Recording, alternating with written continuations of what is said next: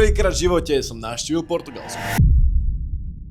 Konkrétnejšie Porto spoločne so Simou a Drahošom. A toto tam nájdete. Našou prvou zastavkou bolo najpopulárnejšie knihkupectvo v Porte. Volá sa Livraria Leo, s kopou ľudí a 15 eurovým vstupným na osobu. Hore nad hlavou máte napísané Decus in labore, čo znamená česť práci. Veľa ľudí ohľadom tohto knihkupectva spomína, že toto miesto inšpirovalo J.K. Rowlingovú na Harryho Pottera, lenže ona to veľmi popiera. Nájdete tu strašne veľa kníh od Don Quixota do Harryho Pottera, do neviem čoho. Jednoducho všetko aj v iných jazykoch. Čo sa týka Porta, miestna kuchyňa ponúka veľké množstvo morských plodov vďaka Atlantiku. Chobotnice, tuniaky, mušle, krevety, sardinky. Nemôžeme hlavne zabudnúť na pastel de bacalhau. Ku tomu nadväzujeme na pastel de nata, v Lisabone nazývanú pastel de Belém, čo sú mini vajíčkové košičky z lieskového cesta, ktorým svojím spečným vrchom pripomína crème brûlée. Taktiež sme sa pozreli na vína. Vybrali sme si ochutnávku vín v časti Douro Valley spoločne s raňajkami a obedom a plavbou loďou, ktorú som si zašoferovala ja. Porto sa nachádza v regióne, kde sa produkuje víno verde, takzvané zelené víno. Doslovne to zelené nie je. To, že to je zelené, tak označuje len región, odkiaľ pochádza. Na tejto ochutnávke, kde sme boli, sme mali možnosť otestovať 3 rôzne vína. Azal, čo je biele víno, zelené červené víno a taktiež špadál. Ak by ste chceli link na tento výlet, kľudne mi to napíšte do komentárov a ja vám to pošlem. Jednu vec, čo vám odporúčam, ochutnať miestnu kuchyňu, ale nie že hociaká reštaurácia, fakt že malé podniky, ktoré nie sú až tak turistické. Presne na takýchto miestach budete mať najlepšie jedlo. Áno, nie vždy, ale nám sa to tak podarilo nájsť. Pre ďalšie video ohľadom Lisabonu dajte like a follow. My sa vidíme na budúce.